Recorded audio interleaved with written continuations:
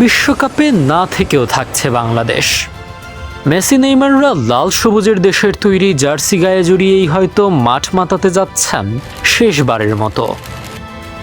আসন্ন 2026 FIFA football বিশ্বকাপকে সামনে রেখে এখন তুমুল ব্যস্ত ঢাকা অ্যাপারেল সহ দেশের বিভিন্ন প্রান্তের পোশাক কারখানাগুলো।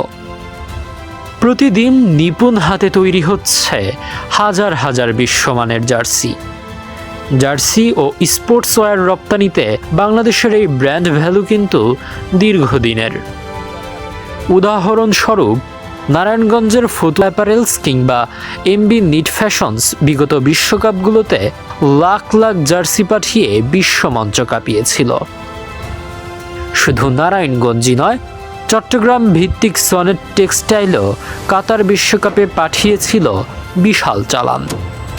এবারও জ্যাকার্ড ফ্যাব্রিক আর ড্রাই ফিট প্রযুক্তির ছোঁয়ায় দেশের তৈরি পোশাক যাচ্ছে ইউরোপ আমেরিকায়।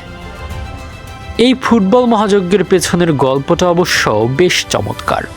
মাঠের মূল একাদশের খেলোয়াড়দের জার্সি বড় স্পোর্টস ব্র্যান্ডগুলোর বিশেষ চুক্তিতে তৈরি হলেও গ্যালারি কাঁপানো লাখ লাখ সমর্থক কিংবা মাঠের রেফারি থেকে শুরু করে অফিসিয়ালদের গায়ে যে অফিসিয়াল রেপ্লিকা জার্সিগুলো দেখা যায়, তার একটি বিশাল অংশ জুড়েই থাকে গর্বের মেড ইন বাংলাদেশ ট্যাগ। ফিফার ভেন্ডরদের মাধ্যমে এই পোশাকগুলো ছড়িয়ে পড়ে বিশ্বজুড়ে।